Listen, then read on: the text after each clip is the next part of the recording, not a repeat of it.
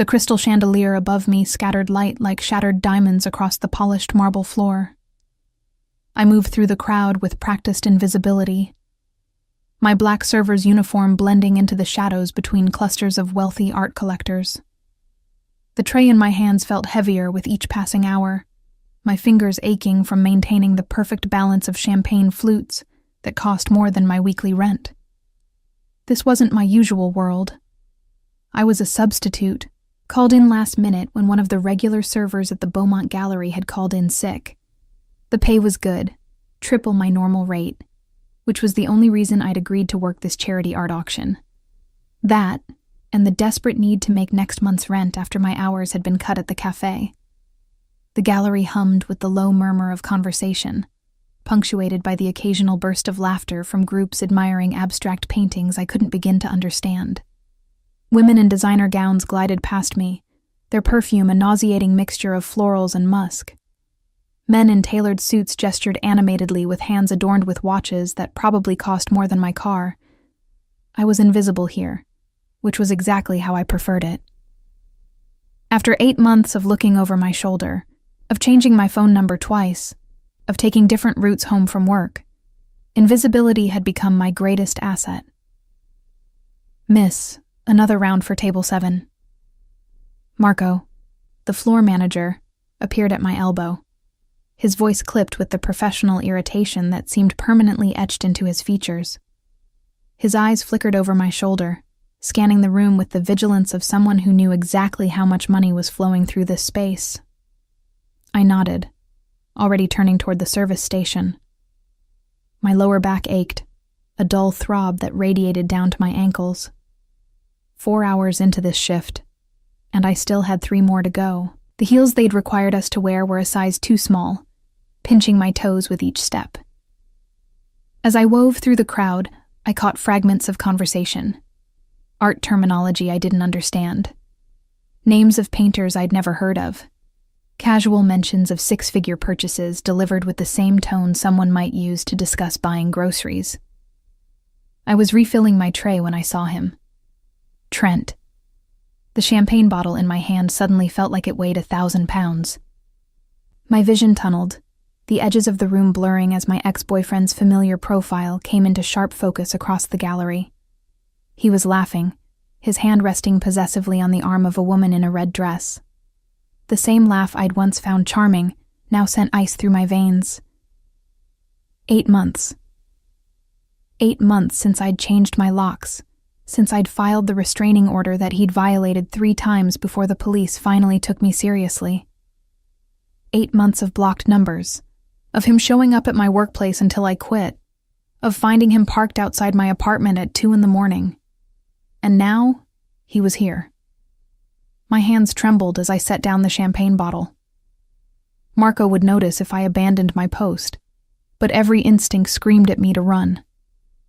Trent hadn't seen me yet, too absorbed in his conversation with the woman and 2 other men I didn't recognize. I needed to leave.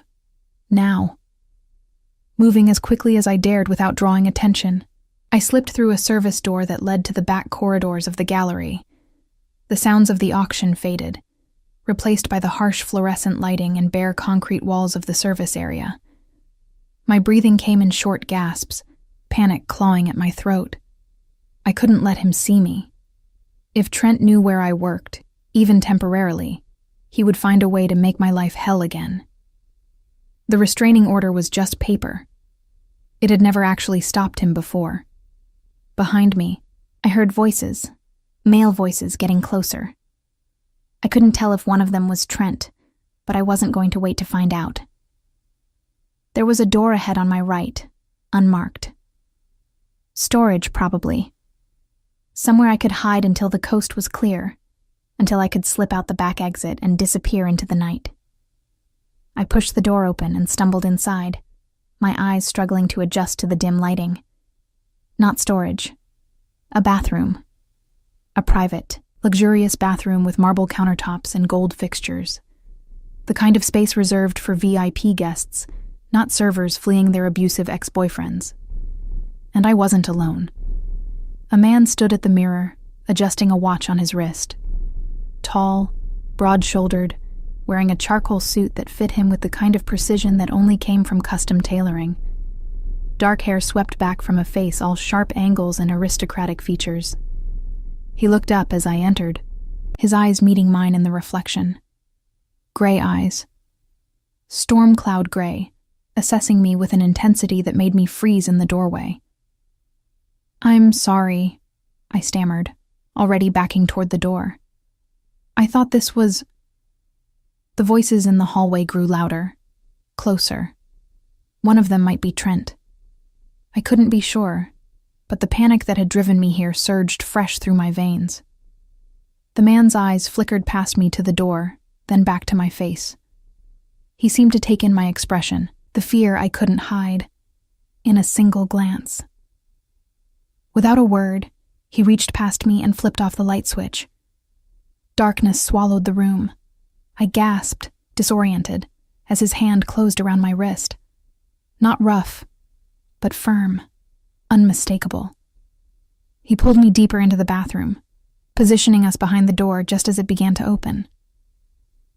"Thought I saw someone come in here," a voice said. Not Trent's. Relief and continued terror warred in my chest. "Bathroom's occupied," the man beside me called out, his voice carrying an authority that left no room for argument. The sign was removed for repair. "Oh, sorry, sir." The door clicked shut again. We stood in silence. I could hear my own breathing, ragged and too loud. Could feel the warmth radiating from his body, standing close enough that the scent of his cologne reached me. Something expensive, with notes of cedar and bergamot. He didn't move, didn't speak. Just stood there in the darkness, his hand still loosely circling my wrist, as if waiting for confirmation that I was safe. "They're gone," I whispered finally. He released me immediately, stepping back. A moment later, soft light filled the room as he turned on a small lamp above the mirror, rather than the harsh overhead fluorescent. In the gentler lighting, I got my first clear look at him. Mid-30s, maybe. That aristocratic face I'd glimpsed earlier was even more striking up close. Sharp cheekbones, a mouth that looked like it rarely smiled, and those unsettling gray eyes that seemed to see too much. "Thank you," I managed. "I didn't mean to intrude. I just needed to hide." It wasn't a question. He adjusted his cufflinks with precise movements, as if pulling a terrified woman into a dark bathroom was an everyday occurrence for him. "From someone at the auction?" I nodded, not trusting myself to say more.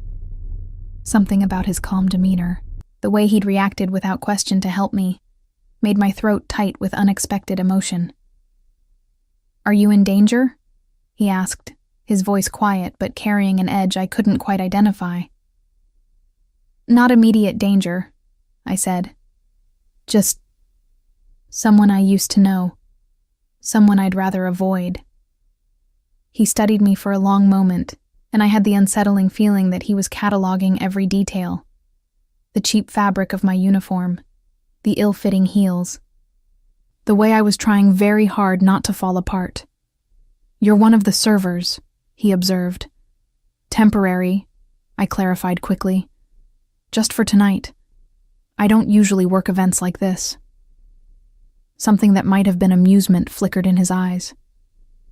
"That's apparent." The words should have stung, but his tone held no judgment, just statement of fact. "I should go," I said, moving toward the door. "Thank you again for—" "Wait." The single word stopped me. "Give it a few more minutes. Let whoever you're avoiding get settled elsewhere in the gallery." It was sound advice.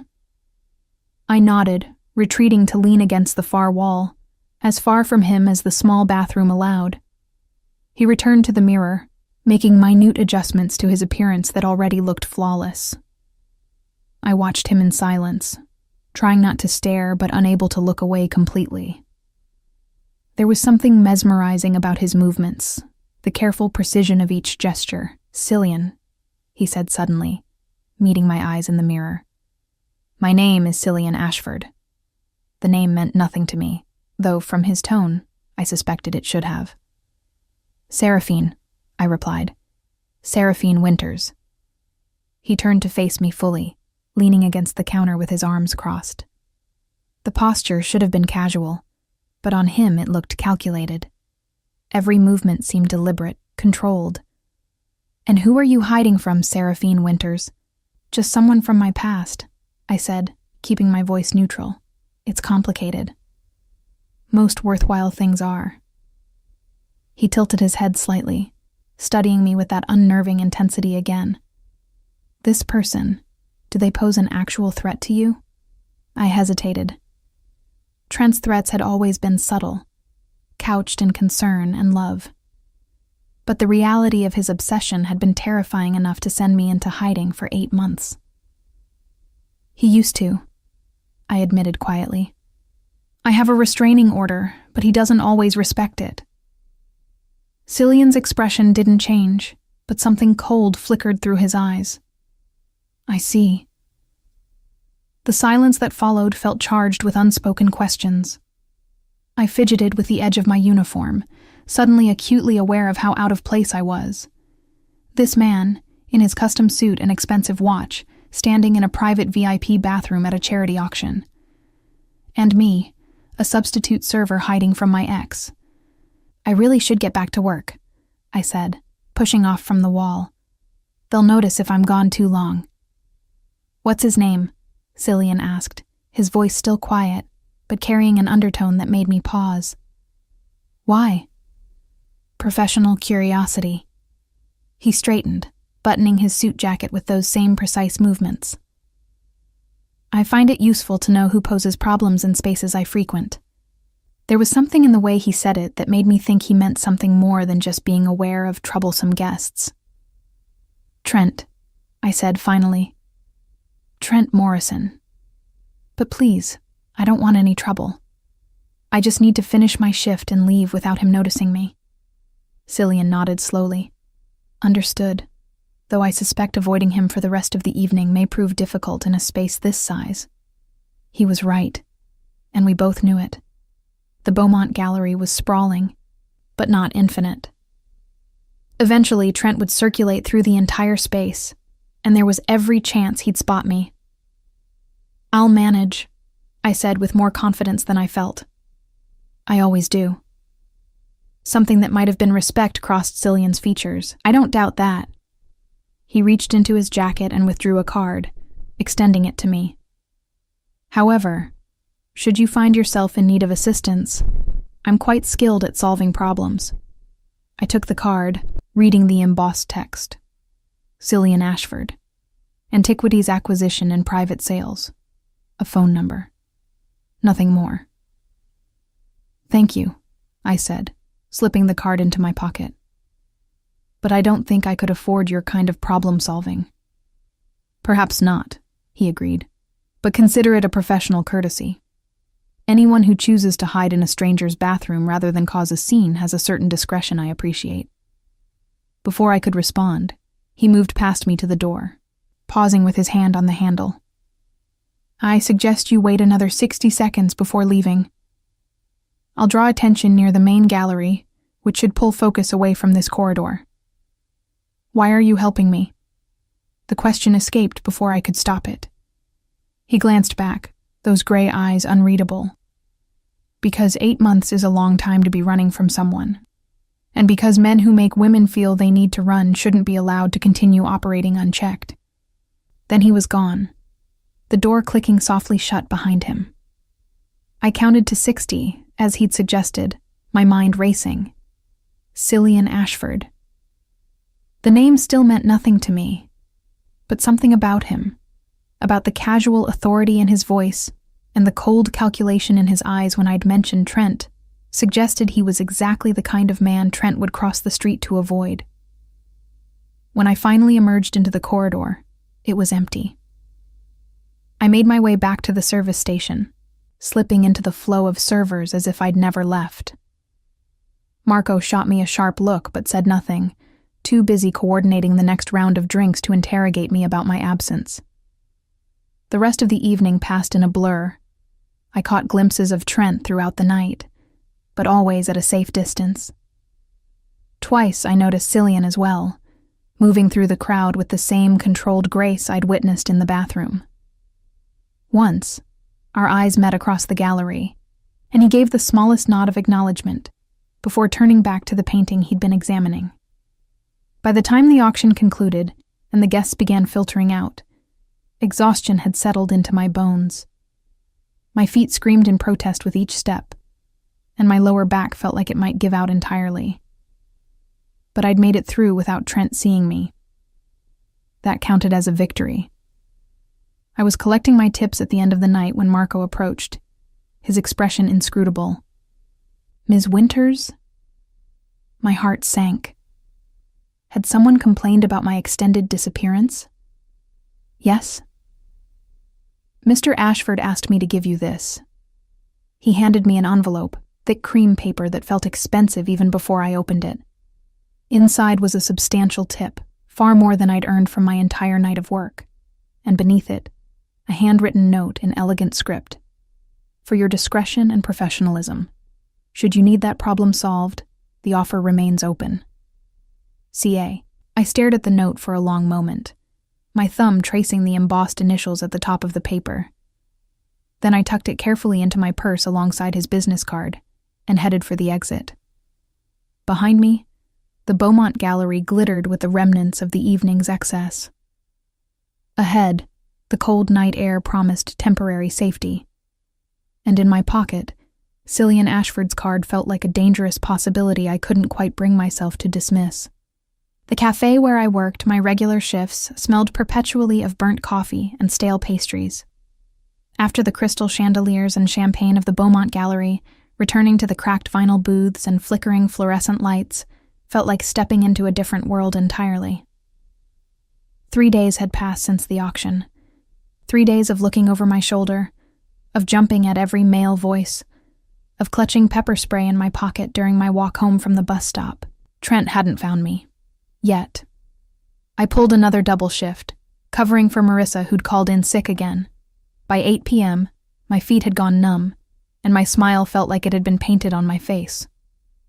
The dinner rush had finally died down, leaving me to wipe down tables in blissful silence. The bell above the door chimed. I looked up, my standard greeting dying on my lips. Cillian Ashford stood in the doorway of my cafe, looking as out of place as a Monet in a dollar store. He'd traded his suit for dark slacks and a cashmere sweater, but the effect was the same. Money, power, and control radiated from every inch of him. "Good evening, Seraphine." He slid into a booth near the window with the easy grace of someone accustomed to commanding any space he occupied. I approached slowly, my cleaning rag still in hand. "Mr. Ashford, this is unexpected. I was in the neighborhood." His tone suggested this was entirely untrue. "I thought I'd stop in for coffee." We both knew the neighborhood where my cafe was located wasn't anywhere someone like him would normally find themselves. The industrial edge of town, wedged between a laundromat and a check-cashing place, catered to factory workers and students, not antiquities dealers. Of course. I pulled out my order pad with shaking hands. "What can I get you?" "Black coffee, and whatever you recommend for dinner." I scribbled the order, hyper-aware of his eyes following my movements. "The meatloaf special is popular." "Then I'll have that." I retreated to the kitchen, my pulse racing. Why was he here? How had he found my regular workplace? The card I'd tucked away in my purse suddenly felt less like a possibility, and more like a threat. When I returned with his coffee, he was examining the cracked Formica tabletop, as if it were a piece of art requiring authentication. "Your establishment has character," he observed, accepting the mug I set before him. "That's one word for it." I lingered, uncertain whether I should return to my cleaning or acknowledge the elephant in the room. "How did you find me?" "The same way I find most things worth finding." He took a sip of coffee, his expression suggesting it was exactly as terrible as expected. "Careful observation and professional contacts." A chill ran down my spine. That's not reassuring. It wasn't meant to be. He set down the mug. Sit, please. You've been on your feet all day, and we have things to discuss. I glanced toward the kitchen where Diego was working the grill, then slid into the booth across from Cillian. It felt wrong, sitting with a customer, but the cafe was nearly empty, and my curiosity outweighed my professionalism. What things? I asked, keeping my voice low. Trent Morrison. He said the name with the same inflection one might use for a particularly unimpressive forgery. I've done some research since our encounter at the gallery. My stomach dropped. Why would you do that? Because men like him interest me professionally. Cillian leaned back, one arm draped across the booth's back. He has debts, significant ones, to several parties who don't appreciate delays in repayment. I don't understand what that has to do with me. You mentioned a restraining order, 8 months of hiding. That suggests a pattern of behavior that goes beyond a simple breakup. His gray eyes held mine. I'm offering you a solution. I don't need... You do, he interrupted quietly. Because men like Trent Morrison don't stop until they're forced to stop. And restraining orders are just pieces of paper to someone desperate enough. He wasn't wrong, but the casual way he discussed it, as if he dealt with situations like mine regularly, set alarm bells ringing in my head. What kind of solution? I asked carefully. The permanent kind. He let that hang in the air for a moment before continuing. Not physical harm, if that's your concern. I'm not a violent man, Seraphine. But I am a thorough one, and I have access to information that could make Trent Morrison's life very, very difficult. Information? His debts, for instance, who he owes money to, what those people might do if they discovered exactly where to find him, and when he'd be most vulnerable to repayment discussions. Cillian's tone remained conversational, as if we were discussing the weather, rather than destroying someone's life. Or perhaps his employer would be interested to know about certain financial irregularities in his expense reports. I stared at him, trying to reconcile the elegant man before me with what he was proposing. You're talking about ruining him. I'm talking about ensuring he has more pressing concerns than stalking his ex-girlfriend. He tilted his head slightly. Would you prefer he continue as he has been? Showing up at your workplaces, violating legal orders, making you live in fear? No, I admitted. But what you're suggesting is justice that the legal system has failed to provide. He leaned forward. I saw your face at the gallery, Seraphine. That wasn't simple discomfort, that was terror. And I find I have very little patience for men who inspire that level of fear in women. Diego appeared with Cillian's meatloaf, breaking the intensity of the moment. I used the interruption to collect my thoughts, watching as Cillian examined his dinner with the same careful attention he seemed to give everything. Why? I asked after Diego had retreated. Why do you care about helping me? Because I can. He cut into the meatloaf with surgical precision. And because I'm extending a proposition that benefits us both. Both? I have need of someone with particular qualities. Discretion. The ability to blend into various social situations. A certain resilience born of navigating difficult circumstances. He took a bite, chewed thoughtfully. You possess all of these. I'm a waitress, I said flatly. You're a survivor who knows how to be invisible when necessary and memorable when required. He set down his fork. The way you moved through that auction, serving drinks while simultaneously cataloging every exit and tracking the location of someone you feared. That's not standard server training. The accuracy of his observation unsettled me. What exactly are you proposing? 3 weeks, Cillian said. You accompany me to a series of auctions and private sales as my guest. You'll be compensated generously for your time. In return, I'll ensure Trent Morrison becomes far too occupied with his own problems to concern himself with you. Your guest? I repeated. As in, pretending to be your girlfriend?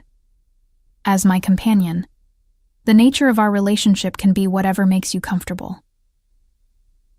He resumed eating, as if we were discussing nothing more significant than dinner plans. I attend events where having someone beside me serves a useful purpose. You need protection, and the means to establish independence. It's a mutually beneficial arrangement. I should have said no immediately. Should have recognized this for what it was, a deal with someone who operated in the shadows between legal and illegal, someone who could research Trent's debts and presumably access information that shouldn't be accessible.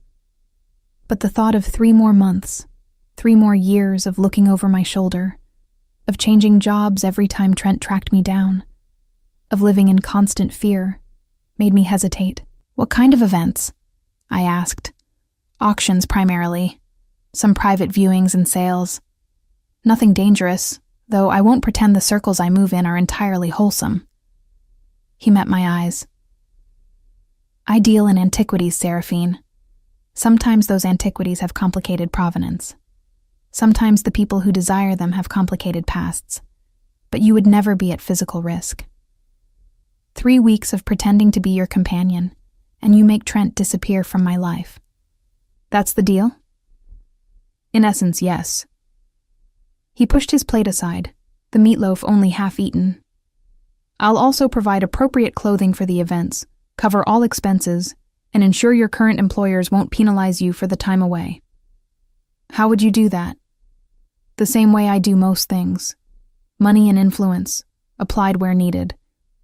I thought about my apartment, with its broken lock I couldn't afford to replace. About the pepper spray in my pocket that might not be enough if Trent decided to escalate.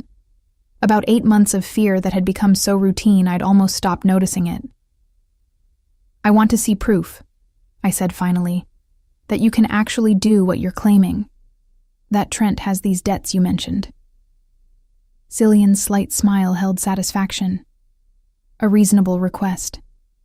He withdrew his phone, tapped it a few times, then turned it to face me. On the screen was a detailed financial breakdown. Trent's name at the top, followed by a list of debts to various creditors, some of them with names that sounded distinctly unfriendly. The numbers made my eyes widen. How did you get this?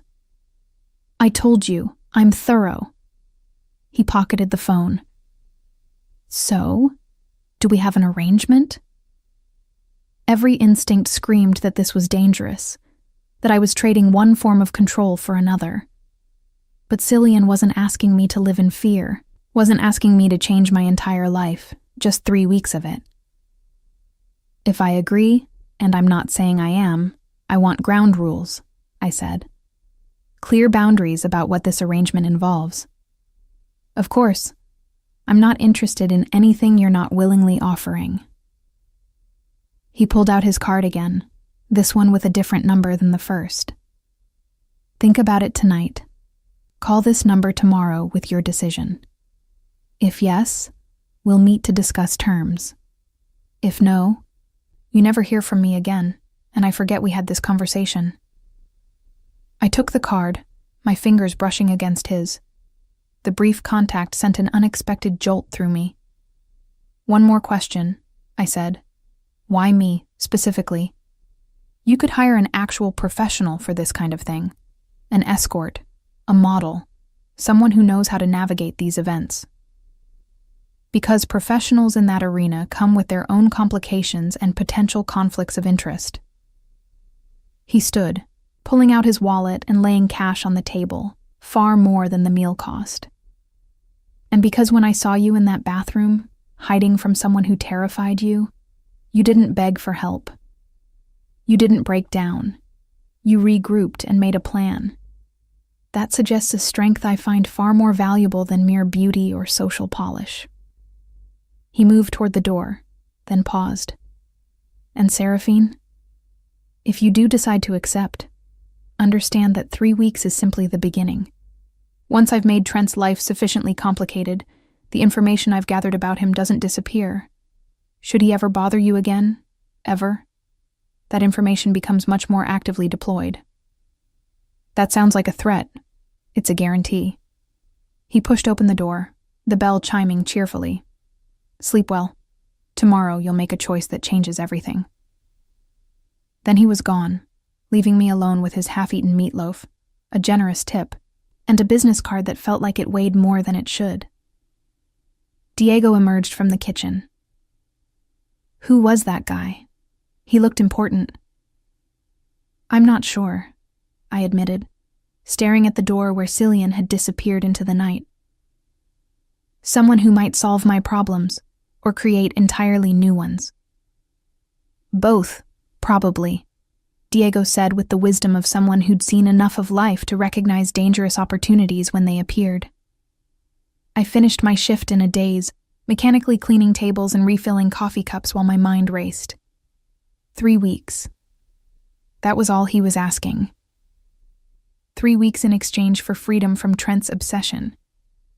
And if Cillian was lying, if this was some elaborate scheme for purposes I couldn't yet identify, then I'd be no worse off than I already was. Still hiding, still afraid, still looking over my shoulder every moment of every day. When I finally left the cafe just after midnight, I found a car waiting at the curb. Not Cillian's, but a driver in a dark suit who approached with professional courtesy. Ms. Winters? Mr. Ashford asked me to ensure you arrive home safely. I should have refused, should have insisted on taking the bus as usual, maintaining my independence and boundaries. Instead, I let him open the car door and slid into the leather interior, too exhausted and too overwhelmed to argue. As we pulled away from the cafe, I noticed another car, parked half a block down with its lights off. The silhouette in the driver's seat looked familiar. Too familiar. Trent. He'd found my workplace again. Was sitting there right now, waiting to follow me home, to learn where I lived now that I'd moved apartments twice to escape him. Except I wasn't walking to the bus stop, wasn't taking my usual route. And the driver Cillian had sent took enough turns and circled enough blocks that anyone following would have been obvious. By the time we reached my building, I was certain we hadn't been tailed. Mr. Ashford instructed me to ensure the gentleman in question didn't follow you, the driver said as he opened my door. Consider it a preview of the services offered should you accept his proposal. I stumbled into my apartment, locked the 3 locks I'd installed myself, and collapsed onto my second-hand couch. Cillian's card sat on my coffee table, next to the pepper spray and the copy of the restraining order I kept as a reminder of everything I'd been through. 3 weeks. Freedom from Trent. And all I had to do was trust a man I barely knew, who dealt in stolen art and had access to information he shouldn't have. I should have spent the night agonizing over the decision. Instead, I picked up my phone and dialed the number on his card. He answered on the second ring. Seraphine. Yes, I said, my voice steadier than I felt. I accept. But I want to meet tomorrow to discuss those ground rules. Excellent. I could hear satisfaction in his voice. There's a coffee shop on 5th and Marlowe. 10 a.m.? I'll be there. One more thing, he said. Pack a bag, enough for 3 weeks. You won't be returning to your apartment until the arrangement concludes. What? If we're doing this, we're doing it properly, which means removing you entirely from any location Trent might find you. His tone allowed no argument. Don't worry, your rent will be paid. Your job at the cafe will be handled. And when you return, Trent Morrison will be too busy dealing with far more serious problems to concern himself with you. He hung up before I could protest. I sat in the darkness of my apartment, holding my phone and wondering what exactly I'd just agreed to. Outside my window, the city lights twinkled like stars in a polluted sky. Somewhere out there, Trent was probably still circling the block around the cafe, wondering where I'd disappeared to. And somewhere else, Cillian Ashford was already setting whatever plan he'd concocted into motion. I'd made my choice. Now I just had to survive the consequences. The coffee shop on 5th and Marlowe was the opposite of my cafe. Gleaming espresso machines, minimalist furniture, and customers who paid $8 for lattes topped with foam art. I arrived 15 minutes early, anxious energy making it impossible to wait in my apartment any longer. Cillian was already there, seated at a corner table with a clear view of both entrances. He rose as I approached, and I noticed he'd abandoned his formal attire for dark jeans and a button-down shirt that probably cost more than my monthly rent. "Seraphine, thank you for coming." He gestured to the chair across from him. "I took the liberty of ordering you a coffee. Vanilla latte, if I remember correctly from your order pad last night." The fact that he'd noticed such a small detail should have comforted me. Instead, it reinforced how thoroughly he observed everything. "Thank you." I sat, wrapping my hands around the warm cup. "You said we'd discuss terms." "Directly to business. I appreciate that." He pulled out a leather portfolio, extracting a document that he slid across the table. "This is a contract outlining our arrangement. Non-disclosure on both sides, compensation details, schedule of events, and most importantly, the boundaries you mentioned." I scanned the document, my eyes widening at the compensation figure. "This is too much." "It's appropriate for the service provided." He sipped his own coffee, black as promised. "You'll be accompanying me to high-value events where your presence serves a specific purpose. The compensation reflects that reality." "Which is what exactly? Why do you need someone beside you at auctions?" Cillian was quiet for a moment, considering his words. "In my line of work, appearing alone suggests vulnerability or desperation. Having a companion, particularly one who isn't obviously hired, conveys stability and success. It makes certain types of negotiations smoother. So I'm window dressing. Your strategic presentation." He met my eyes. "I deal with collectors who notice everything. Showing up with someone different each time would raise questions about my reliability. But appearing with the same woman across multiple events suggests a stability that makes people more comfortable conducting business with me." It made a twisted kind of sense, and it was honest, which I hadn't entirely expected. "What about the physical boundaries?" I asked, turning to that section of the contract. "It says here that we'll maintain the appearance of a romantic relationship in public spaces." Appearance being the operative word. Cillian leaned back. "I may need to touch your arm, your back, occasionally your hand. There may be moments where standing close or sharing a dance is beneficial for maintaining the fiction. But nothing beyond what you'd expect from early courtship. No kissing unless you initiate it. No sharing hotel rooms. Your physical autonomy is non-negotiable." I studied his face, looking for signs of deception. "And if someone asks directly about our relationship?" "You're free to answer however feels authentic to you." I've found that vague acknowledgement works better than detailed fabrications.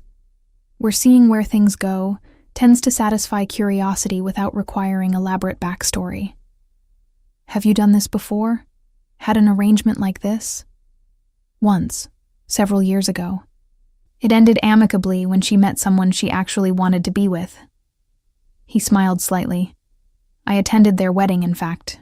We remain on good terms." The revelation eased some of my concerns. If his previous arrangement had ended well enough that he'd attended her wedding, perhaps this was genuinely a business transaction rather than something more sinister. "The contract mentions discretion about your business dealings," I said, pointing to a specific clause. "Does that mean I'll witness things that are illegal?" "You'll witness things that occupy the gray spaces between legal and questionable. Acquisitions of items with uncertain provenance. Negotiations with clients who prefer privacy regarding their collections." He held my gaze. "Nothing violent. Nothing that would make you complicit in actual crime. But yes, you'll see how money and desire can bend rules that were meant to be rigid." "And if I'm uncomfortable? If I want out before the 3 weeks are finished?" "There's a termination clause. 2 weeks' notice. Compensation paid through the date of termination, and all arrangements regarding Trent remain in effect regardless." He tapped the relevant section. I'm not interested in keeping you trapped, Seraphine. This only works if you're participating willingly. I read through the entire contract twice, looking for hidden catches or manipulative language. It was surprisingly straightforward. The compensation was broken down clearly, weekly payments into an account of my choosing. Expenses covered included clothing, travel, and lodging. The confidentiality clause applied equally to both parties. What about afterward? I asked. When the 3 weeks are over, what happens between us? That depends entirely on you. Cillian's expression remained neutral. If you prefer to never see me again, that's respected. If you find the arrangement beneficial and wish to continue occasionally, we can discuss ongoing terms. Or we simply part ways as cordial acquaintances. And Trent, you promised to make him disappear from my life. He will. Cillian's tone hardened slightly. I've already begun. The creditors I mentioned have been made aware of his current location and routine.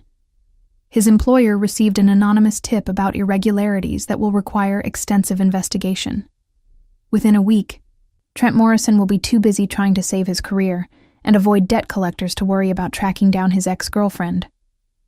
You work fast. I told you, I'm thorough. He pulled out a phone, different from the one he'd used at the cafe. This is for you, encrypted, untraceable. My number is programmed in, along with a security service that monitors for any sign of Trent approaching your location.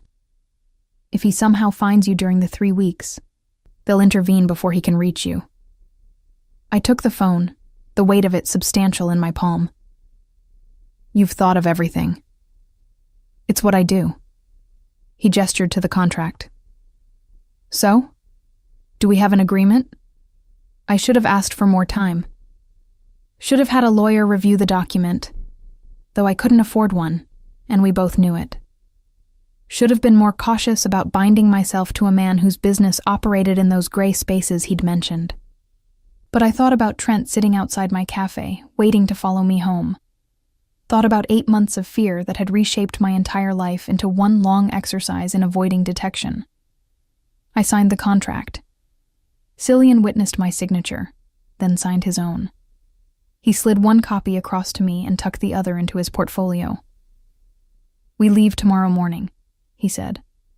I'll have a car pick you up at 8. Our first event is in Boston, a private auction at a collector's estate. Tomorrow? I hadn't expected it to move this quickly. Is that a problem? I need to arrange things with my apartment, with Diego at the cafe. Already handled. Your rent is paid for the next 6 months. Diego received a call this morning from someone claiming to be your cousin, explaining you'd be away for a family matter. He wished you well and said your position would be waiting when you returned. I stared at him. How did you? I told you. Thorough. He stood, offering his hand. Welcome aboard, Seraphine. I think we're going to do very well together. I shook his hand, his grip firm and warm. I hope you're right.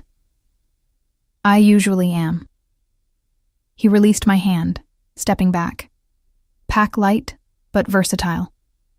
I'll have additional items provided as needed. And Seraphine, try to get some rest tonight. Tomorrow your life changes. He left me sitting in the coffee shop, contract in hand, mind reeling with what I'd just agreed to. My phone buzzed. The new encrypted one. A message from Cillian.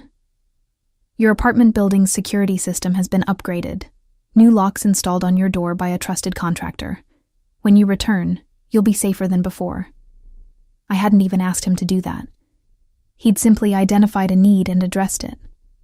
The gesture should have comforted me. Instead, it highlighted exactly how much power I'd just handed to someone I barely knew. But as I left the coffee shop and caught sight of a familiar figure across the street, Trent, watching from a distance like he'd been tracking me all morning, I felt a surge of defiance. Let him watch. Let him try to follow. Starting tomorrow, I'd be somewhere he couldn't find me, protected by someone far more dangerous than Trent could ever hope to be. I smiled at Trent, just enough for him to see. Then I turned and walked away, heading not toward my apartment but toward the shopping district, where I'd use some of my signing bonus to buy clothes appropriate for mingling with people who bought art worth more than I'd earn in a lifetime. Behind me, I felt Trent's confusion, his frustration at my sudden confidence. Good. Let him wonder what had changed. By the time he figured it out, if he ever did, I'd be long gone and thoroughly protected. And when I returned, if Cillian kept his promises, Trent Morrison would be nothing more than an unpleasant memory I'd finally left behind. The car that picked me up wasn't Cillian's. It was a sleek black sedan with a driver named Marcus, who handled my single suitcase with the reverence usually reserved for valuable artifacts. The interior smelled of leather and subtle cologne, expensive and masculine without being overwhelming. "Mr. Ashford is handling last-minute arrangements," Marcus explained as we pulled into traffic. "He'll meet you at the airport." Private airport, I discovered an hour later. Not the sprawling commercial terminals I was used to, but a discreet facility where small jets came and went like taxis. Cillian waited on the tarmac beside a gleaming aircraft, looking every inch the powerful businessman in a charcoal suit. "Seraphine." He greeted me with a slight smile. "Ready for your first adventure?" "As ready as I can be for something completely outside my experience," I admitted. He guided me up the stairs into the jet. The interior was exactly what I expected from a man like him.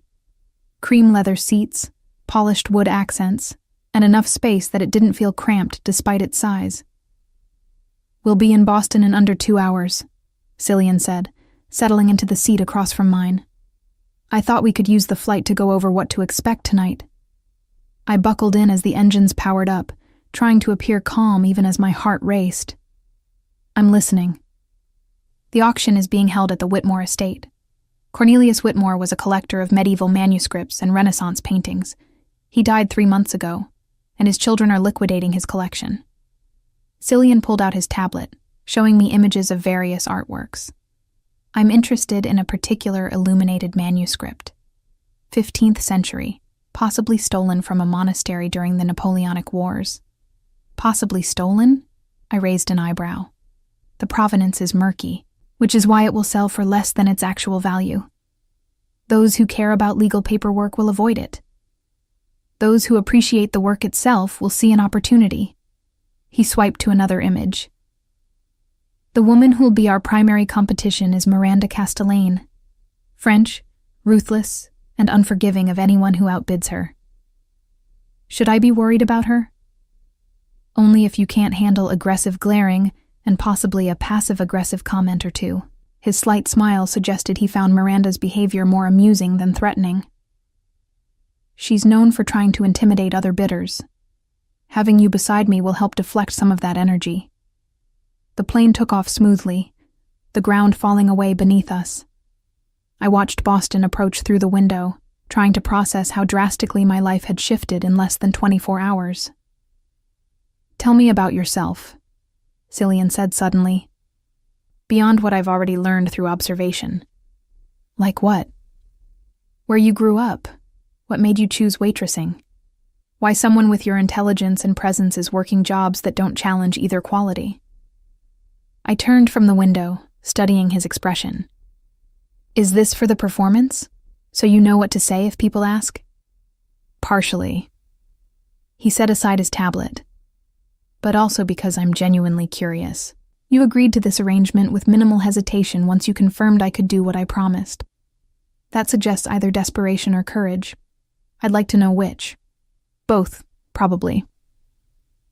I settled deeper into my seat. "I grew up in a small town upstate. My parents owned a bookstore. Nothing fancy, but it did okay until Amazon made independent bookstores obsolete. They lost everything when I was 17. Where are they now?" "Dead. Car accident 2 years later. The words still hurt, even after 6 years. I inherited their debt and not much else. Dropped out of college to work full-time. Been working ever since." Cillian's expression softened almost imperceptibly. "And Trent?" Met him 4 years ago at a friend's party. He seemed nice, attentive, protective. I laughed bitterly.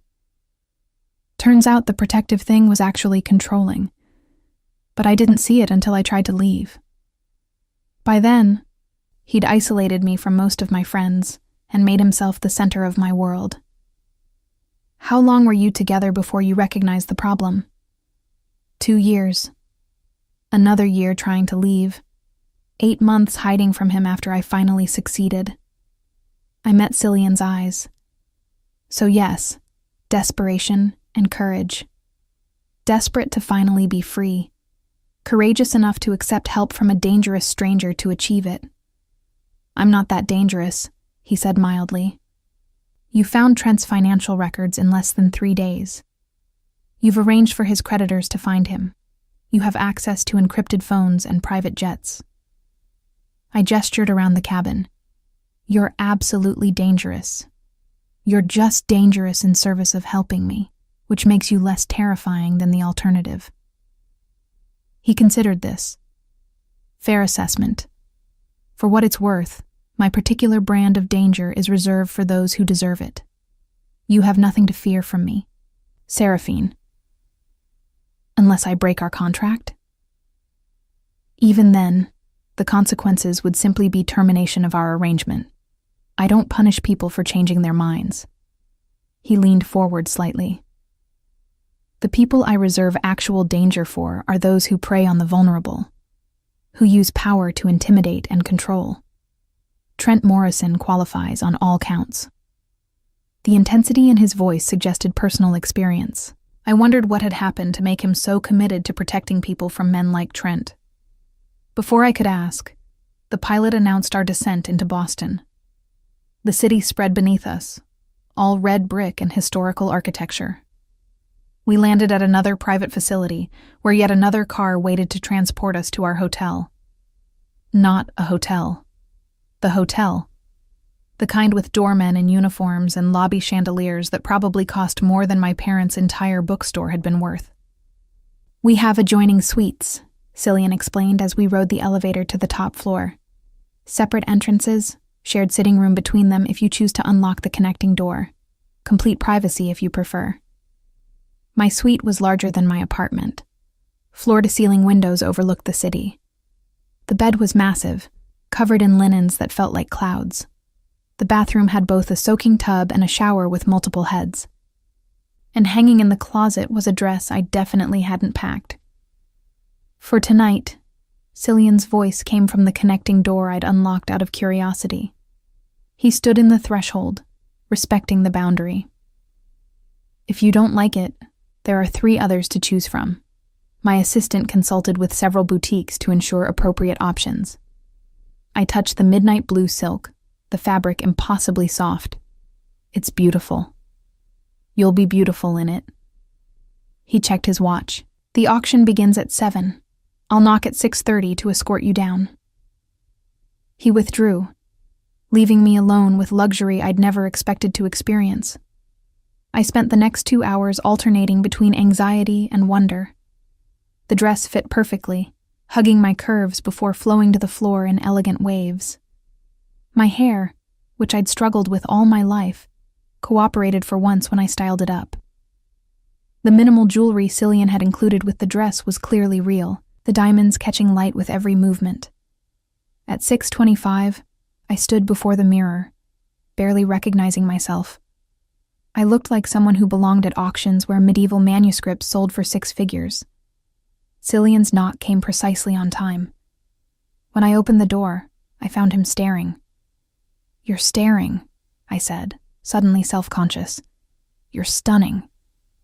He recovered quickly, offering his arm. "Shall we?" The Whitmore estate was exactly what I expected. Sprawling grounds, neoclassical architecture, and enough security to guard a small nation. We were announced at the entrance, and I felt dozens of eyes turn toward us as we entered the main salon. Cillian's hand rested lightly at the small of my back, a gesture of possession that was surprisingly comforting. He guided me through the crowd with practiced ease, introducing me to various collectors and dealers with a combination of truth and strategic omission. "This is Seraphine," he'd say, never specifying our relationship, letting people draw their own conclusions. I watched him work, navigating conversations like a master chess player. He knew exactly what to say to each person, how to flatter without being obsequious, how to express interest without revealing desperation. And through it all, his attention kept returning to me. Small glances to ensure I was comfortable. Subtle checks that no one was making me uncomfortable. It felt protective without being possessive, attentive without being smothering. "Mr. Ashford." A woman's voice, heavily accented and dripping with disdain. "I see you've brought a companion this time. How quaint." Miranda Castellane was exactly as I'd imagined from Cillian's description. Elegant, sharp-featured, and radiating contempt like perfume. Miranda. Cillian's smile didn't reach his eyes. "Always a pleasure. This is Seraphine." She looked me over like I was a painting with questionable provenance. "American?" "Yes," I replied evenly. "How unfortunate." She turned back to Cillian. "I trust you're not planning to bid on the manuscript? It would be such a waste in inexperienced hands." "I'm sure my hands are experienced enough for any treasures I acquire." His tone carried a subtle edge I'd never heard before. Miranda's eyes narrowed. "We shall see." She swept away, trailing expensive perfume and barely concealed hostility. "She's lovely," I murmured. Cillian's laugh was genuine. "She's threatened by you, which means you're doing perfectly." The auction itself was a revelation. I watched Cillian bid with the same precision he applied to everything else, never showing eagerness, never betraying emotion. When Miranda drove the price up on the manuscript, he simply countered with calm certainty until she finally conceded defeat. He'd won. Afterward, as we returned to the hotel in the car, Cillian seemed more relaxed than I'd seen him. "You were perfect tonight," he said. "The way you handled Miranda's rudeness, the way you engaged with the other collectors. You have a natural grace that can't be taught." "I just followed your lead," I said, though his praise sent unexpected warmth through me. "You did more than that.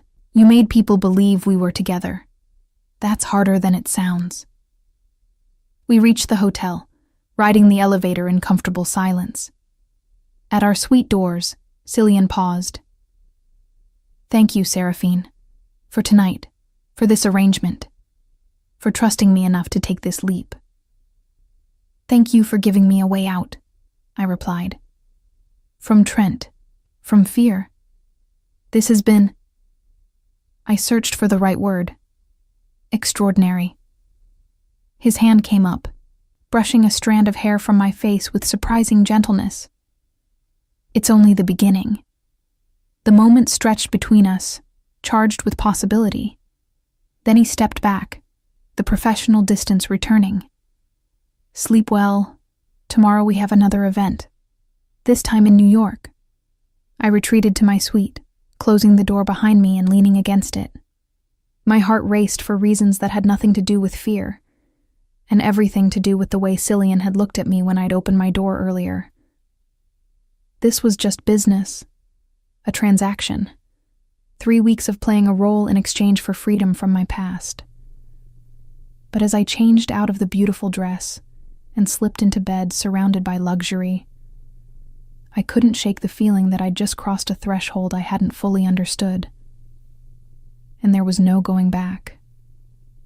New York, Paris, London, Milan.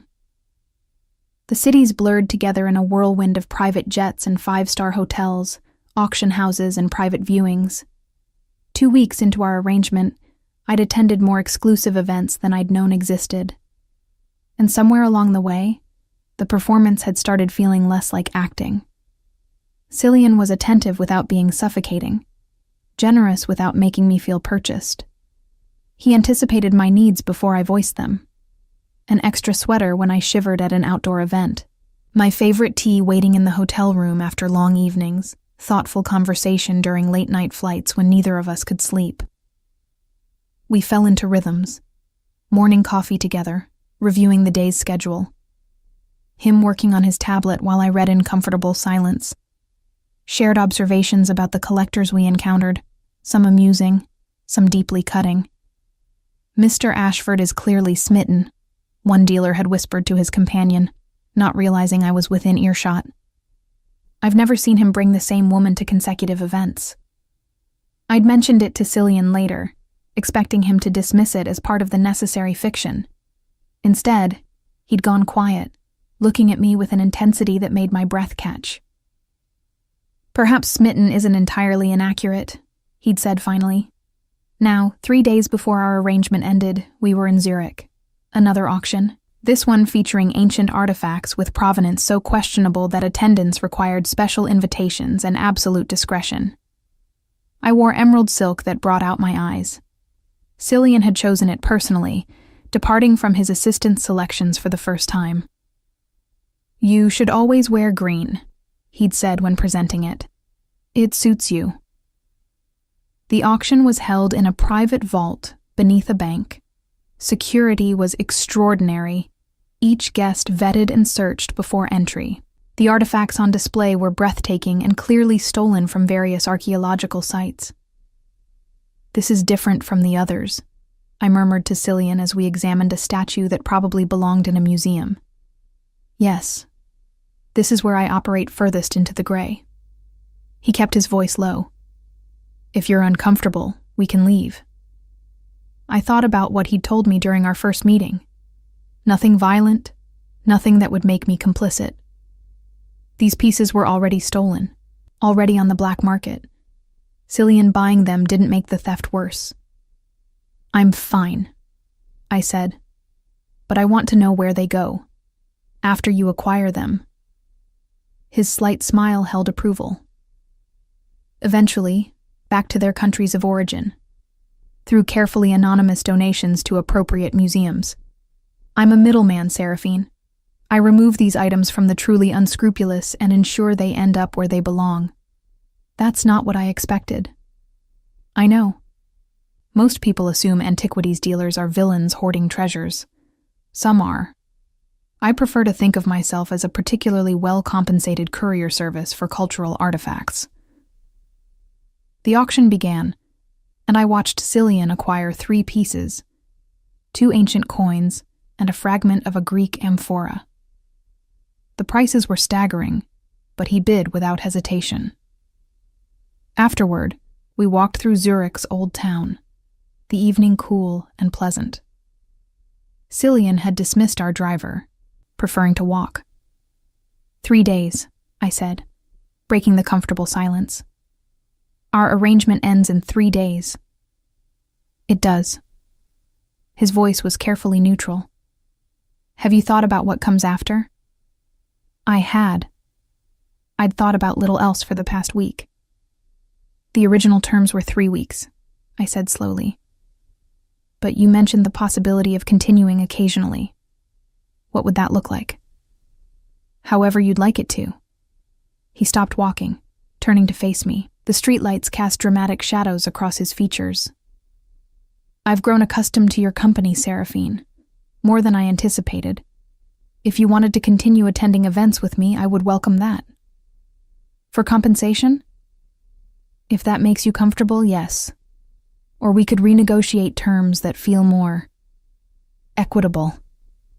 My heart hammered in my chest. "Equitable how?" "I don't want you to feel like you're being paid for your time," he said carefully. "But I also don't want to assume that your interest in continuing extends beyond professional obligation." We stood on a cobblestone street in Zurich, the weight of 2 weeks together pressing down on us. 2 weeks of shared looks and growing comfort. 2 weeks of him making me feel safe and seen and valued in ways I'd never experienced. "What if it does?" I whispered. "Extend beyond professional obligation?" Cillian's expression shifted, something vulnerable breaking through his usual control. "Then we'd need to discuss what that means. Because the boundaries we established were based on this being purely business. If it's becoming something else..." "It is," I interrupted. For me, at least.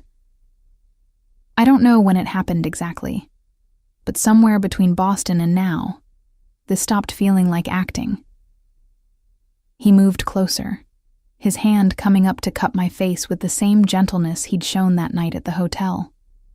For me as well, from perhaps that very first night, if I'm honest. So where does that leave us?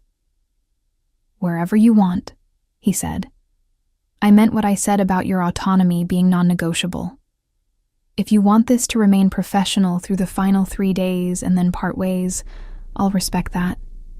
If you want to explore what else it could be, I'm very much interested in that possibility.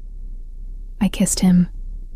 It wasn't planned, wasn't strategic, just a sudden need to close the distance between us, to stop talking about possibilities and make one real. He responded immediately, his other hand finding my waist and pulling me closer. The kiss was everything I'd imagined during quiet moments over the past 2 weeks. Intense, searching, and carrying the weight of restrained desire finally unleashed. When we broke apart, both breathing harder, Cillian's smile was genuine and unguarded. I should note that kissing wasn't prohibited by our contract, he said, just that I wouldn't initiate it. Convenient loophole, I managed. I thought so. He took my hand, lacing his fingers through mine. Come on, let's go back to the hotel. That night, we left the connecting door between our suites open, not crossing it yet, not rushing into intimacy we weren't ready for. Just the comfort of knowing the other was close, the barrier between us finally acknowledged and removed. The next morning, over breakfast in Cillian's suite, my encrypted phone buzzed. Security alert. I opened it to find a message from the monitoring service Cillian had arranged. Trent Morrison arrested yesterday on charges of embezzlement and fraud. Currently in custody awaiting arraignment. Subject will likely face significant prison time if convicted. I stared at the message, reading it 3 times to make sure I understood. He's actually gone, I said aloud. Cillian looked up from his tablet. Trent? I showed him the message. He read it, his expression satisfied. The investigation I triggered finally bore fruit, he said. His employer found enough evidence to press charges. Combined with his debt situation, he won't be able to make bail. And even if he does eventually, he'll be too busy defending himself to worry about tracking down his ex-girlfriend. 2 weeks ago, this news would have been my only goal. Freedom from Trent, safety from his obsession. Now it felt almost secondary to the bigger shift happening between Cillian and me. Thank you, I said, for all of it, for keeping your promise. I always keep my promises, Seraphine. He set aside his tablet. Which brings us back to our conversation from last night. What do you want? From this? From us? From what comes after the 3 weeks end? I thought about my apartment waiting in New York. Paid for, but empty. Thought about returning to the cafe, to my old life of invisibility and financial struggle. Then I thought about the past 2 weeks, the feeling of being valued, protected, challenged, the conversations that lasted until dawn, the way Cillian looked at me when he thought I wasn't watching. I want more than 3 weeks, I said finally, but I don't want it to be transactional anymore. No more contract, no more compensation. If we're doing this, I want it to be real. Real, he repeated, testing the word. Meaning what, specifically? Meaning I want to know everything about you.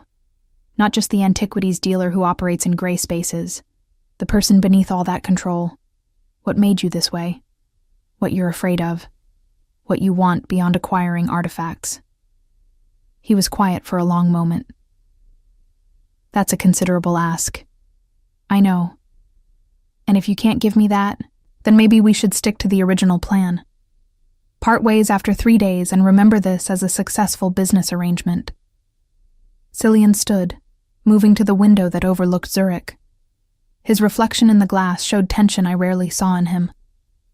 "My father was a forger," he said finally. "Paintings, documents, provenance certificates. Very good at it. Built a life selling forgeries to people who didn't know better." He paused. "When I was 16, one of his clients figured it out. Came to our house with associates who weren't inclined toward forgiveness." My breath caught. "What happened?" "My father made a deal. Gave them everything he had, including pieces he'd acquired legitimately. They took it all and still beat him badly enough that he never recovered fully. Died 5 years later from complications." Cillian's voice remained even, but I could hear the emotion beneath. "I learned 2 things that day. 1, that power and violence are currencies some people deal in exclusively. 2, that having leverage, having information and resources, is the only real protection." "So you became this," I said softly. "Someone who always has leverage." "Yes. And I've used it mostly for good, or what I consider good. Returning stolen artifacts to where they belong. Making life difficult for people who deserve difficulty." He turned from the window. "But I've also kept people at arm's length. Maintained control always. Let very few people close enough to actually know me. Why? Because closeness is vulnerability, and vulnerability can be exploited." I crossed to him, taking his hands in mine. "I'm not going to exploit you, Cillian." "I know." He squeezed my hands. "Which is terrifying in its own way. Because if I let you in, really in, I'm choosing vulnerability deliberately. Choosing to give someone power over me that I've spent 20 years ensuring no one has." "You don't have to decide right now," I said. "We still have 3 days. Use them to figure out if I'm worth that risk." His smile was wry. "I already know you are. That's not the question. The question is whether I'm brave enough to act on that knowledge." We spent those final 3 days in a bubble of discovery. Cillian showed me parts of himself he'd kept carefully hidden. The dry sense of humor that emerged when his guard lowered. The fierce protectiveness toward people he considered under his care. The genuine passion for history and art that went beyond monetary value. I shared my own carefully guarded vulnerabilities. The grief I still carried for my parents. The shame of having stayed with Trent as long as I had. The fear that I'd never be anything more than someone who served coffee and survived. And through it all, the physical tension between us built slowly, deliberately. Stolen kisses became longer. Touches lingered. By the time we returned to New York, the space between wanting and having had narrowed to nearly nothing. Our final night, in a hotel overlooking Central Park, Cillian sat across from me at dinner in his suite. "The 3 weeks are over," he said. "Contract fulfilled. You're free to walk away, return to your life, and remember this as an interesting interlude." "Or," I prompted, "or you stay. Not as my paid companion, not as part of an arrangement, but as someone I'm choosing to build something with. Something real and undefined and potentially terrifying." I thought about my apartment, about my job at the cafe, about the life I'd built from the rubble of my parents' loss and Trent's obsession. Then I thought about Cillian, about conversations that challenged me, about feeling safe for the first time in years, about the possibility of being more than I'd ever imagined. "I'll stay," I said, "but I need my own space, my own work, my own identity beyond being your companion." Agreed. He clearly anticipated this. "There's an apartment in my building, 2 floors below mine. It's yours if you want it. I'll help you find work that uses your intelligence rather than just your ability to carry trays. And we'll figure out this thing between us at whatever pace feels right." No more contracts? No more contracts. Just 2 people choosing each other daily. With all the uncertainty and possibility that entails, I raised my wine glass. to uncertainty and possibility. He clinked his glass against mine, and to choosing vulnerability deliberately. That night, we finally crossed the threshold we'd been dancing around for 3 weeks, and it was everything it should be: intense, genuine, and marking the end of one thing and the beginning of another. The next morning, I moved into the apartment Cillian had offered.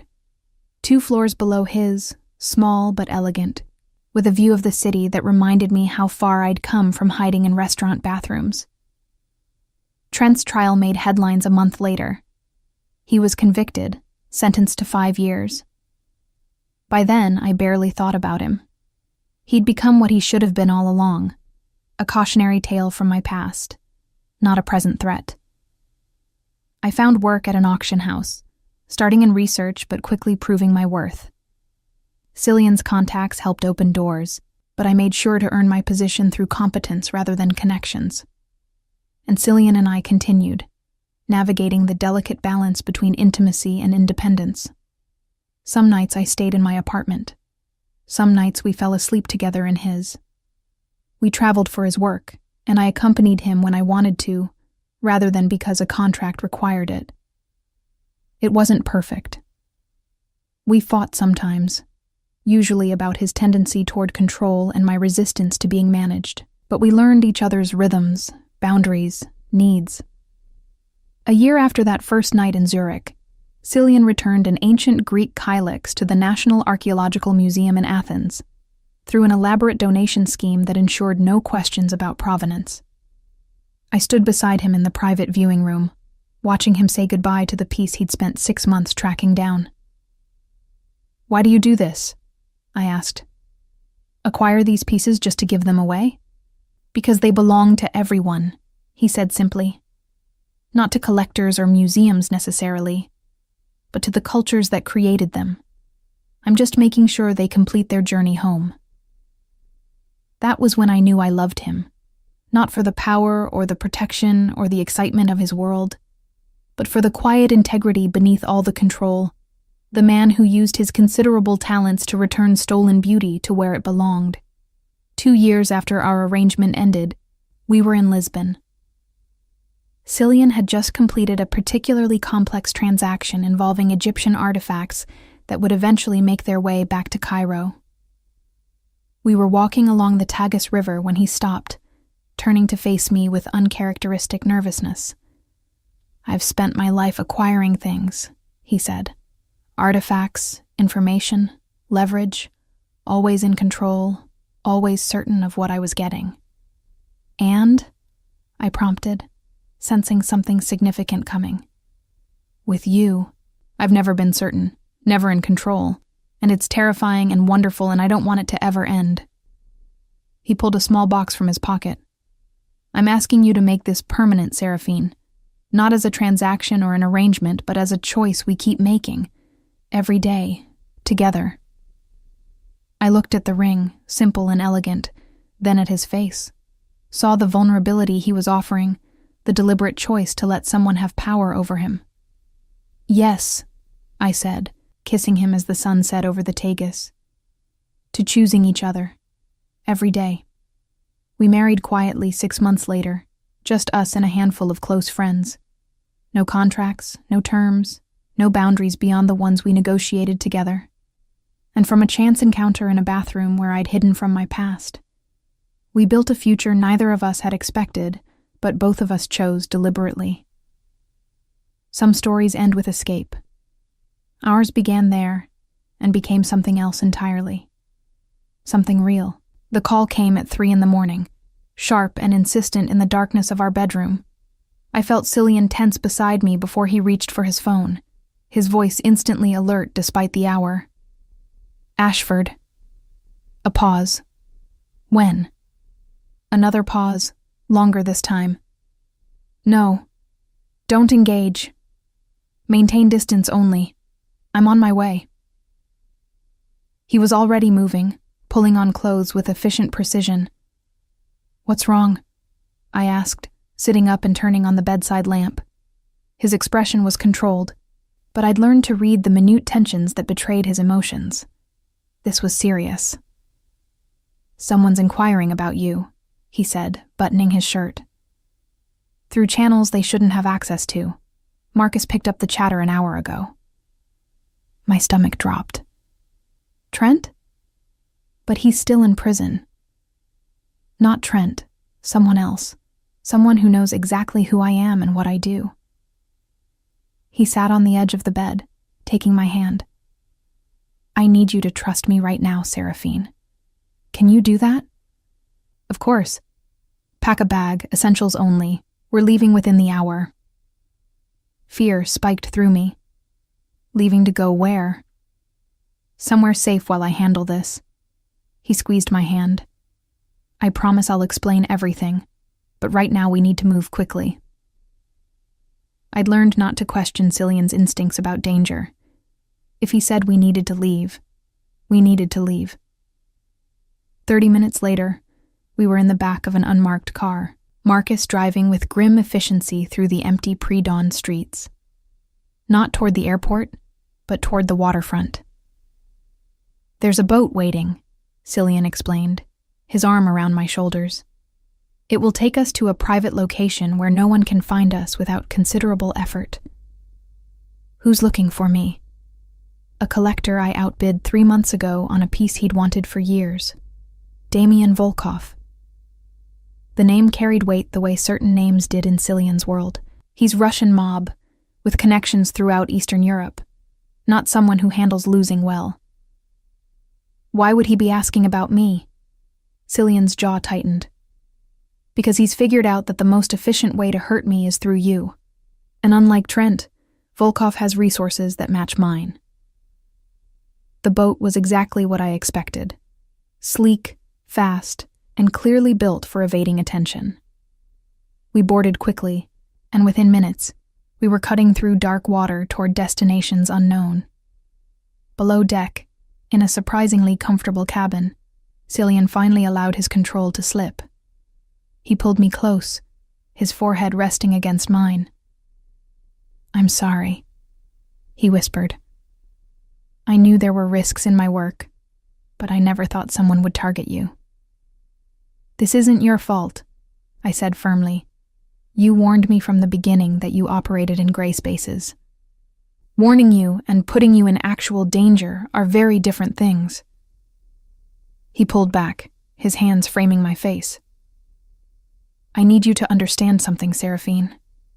If it comes to a choice between protecting you and everything I've built, you win. Every time. Without hesitation." The fierce certainty in his voice made my breath catch. "What are you saying?" "That I'll burn it all down if necessary. The business, the contacts, the entire life I've constructed. None of it matters more than keeping you safe."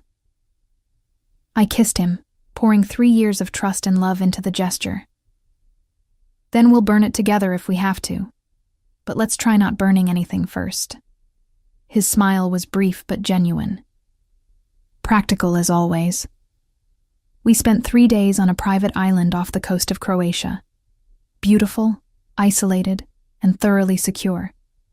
Cillian worked his phone and laptop constantly, coordinating with contacts I'd never heard him mention, building a response to whatever threat Volkov represented. On the 4th day, he emerged from a marathon video call, looking exhausted, but satisfied. "It's handled," he announced. "How?" Volkov was operating under a misunderstanding about my relationship with certain officials in St. Petersburg. Once that misunderstanding was corrected, along with evidence that pursuing you would bring attention he doesn't want, he agreed to back off. Cillian collapsed onto the couch beside me. We also came to an arrangement regarding a Fabergé egg he's been seeking. Call it a peace offering that costs me nothing but satisfies his ego. "So it's over?" "This immediate threat, yes, but it highlighted a problem I've been avoiding." He turned to face me fully. "My work puts you at risk. As long as I'm dealing in antiquities with questionable provenance, as long as I'm navigating between legal and not legal, there will be people like Volkov who see you as leverage. So what are you proposing?" "That we disappear." The words were quiet, but deliberate. "Completely. Leave this world behind, liquidate the business, and build something new somewhere no one will find us. I stared at him, trying to process what he was suggesting. You're willing to give up everything you've spent 20 years building? For you? Without question. He took my hand. I've been thinking about it since we married. Whether this life, this constant maneuvering and risk is what I actually want, or just what I've always done. The answer becomes clearer every day. And what is the answer? That I want you more than I want any of this. That I want a life where 3 a.m. calls don't send us fleeing to private islands. Where you can exist without fear of being targeted because of who you're married to. I thought about the past 3 years. The excitement of Cillian's world? Yes, but also the constant low-level anxiety. The knowledge that danger lurked just beneath the surface of our beautiful life. Where would we go? I asked. Wherever you want. I have resources hidden in enough places that we could live comfortably anywhere, under new names if necessary, doing work that doesn't attract attention or enemies.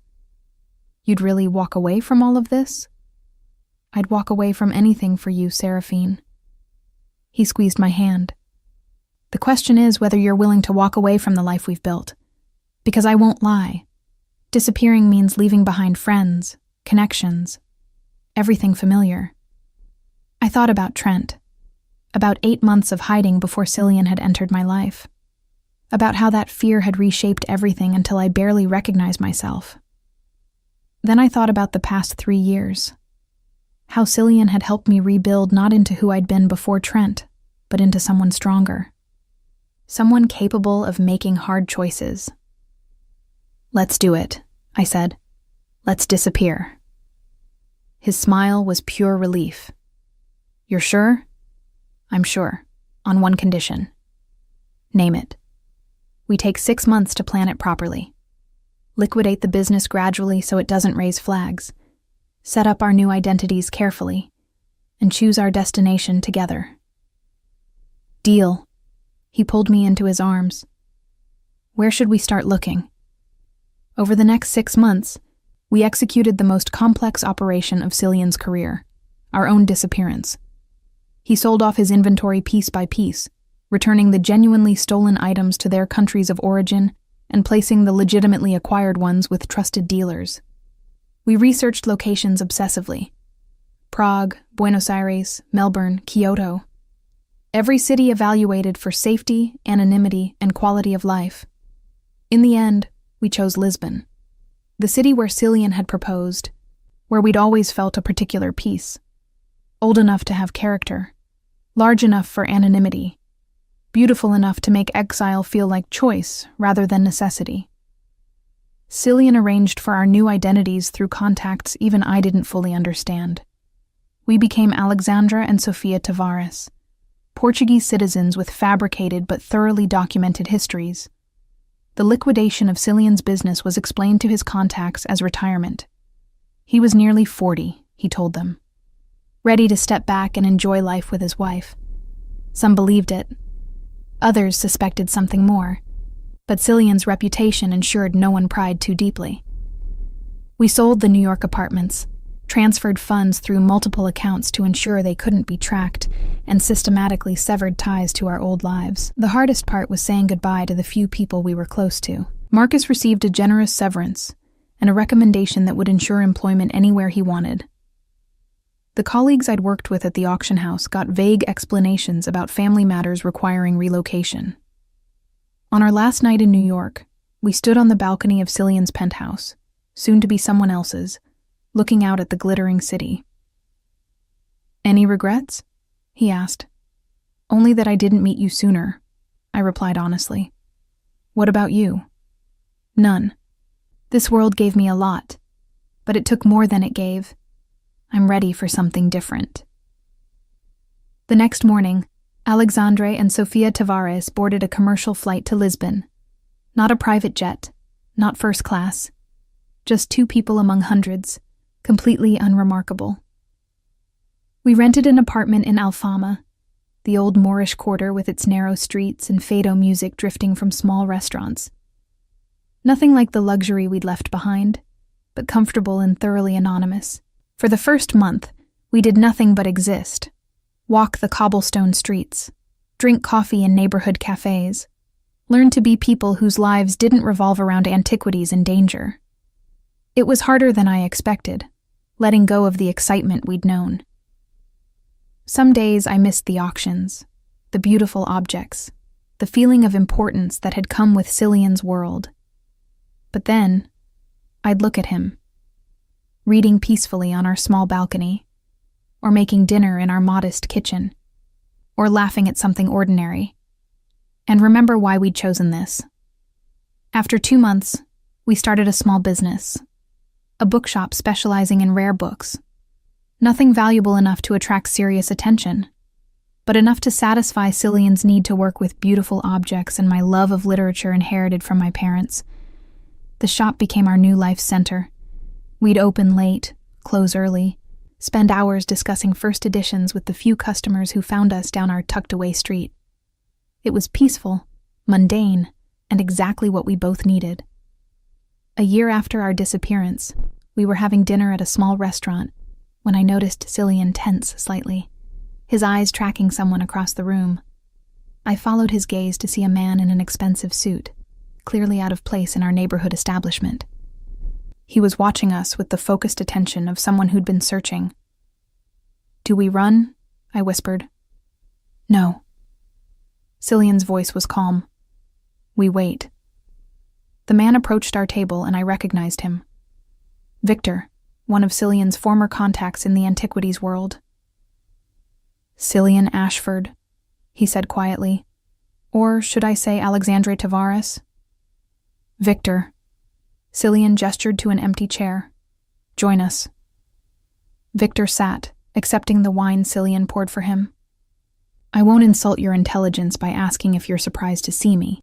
I assume you knew someone would eventually figure it out." "I knew," Cillian acknowledged. "What do you want?" "To deliver a message.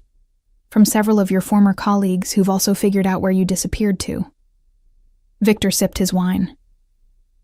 "They want you to know that your retirement is respected. No one will disturb your new life. Consider it professional courtesy for years of fair dealing." I felt Cillian relax fractionally beside me. "And in return?" "Nothing.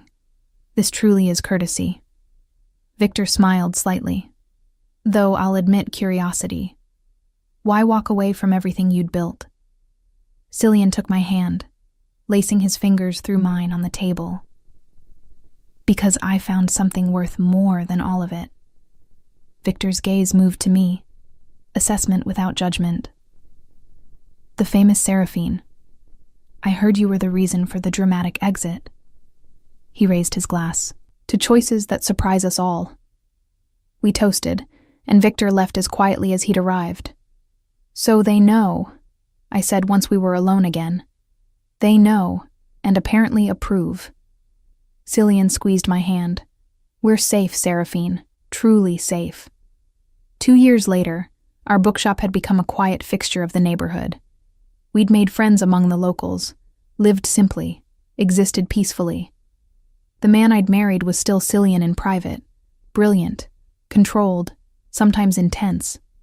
But Alexandre was softer, more relaxed, someone who could spend an afternoon organizing books without needing the thrill of dangerous acquisition. On our 5th wedding anniversary, we closed the shop early and walked to the Miraduro de Santa Lucia, watching the sunset paint Lisbon in shades of gold and rose. "Happy?" Cillian asked. I leaned against him, his arm around my shoulders. "Deliriously. You?" "More than I ever thought possible." He kissed the top of my head. "Thank you." "For what?" "For being brave enough to hide in a stranger's bathroom. For trusting me with 3 weeks that became a lifetime. For choosing this quiet life over everything we left behind." I turned to face him, reaching up to touch his face. "Thank you for seeing me when I was invisible. For making me feel safe. For giving up an empire to build something real with me." We kissed as the sun set, Two people who'd found each other in the most unlikely circumstances and chosen each other every day since. From a desperate escape into a stranger's bathroom to a life rebuilt from nothing in a city where no one knew our real names. Some would call it running. We called it choosing. Choosing safety over danger, simplicity over complexity, each other over everything else. And in the end, that choice became the greatest acquisition Cillian Ashford ever made. Not an artifact or piece of leverage, but a life worth living with someone worth living it for. The man who'd spent years collecting treasures for others finally kept the only one that mattered. Me. And I kept him. Forever.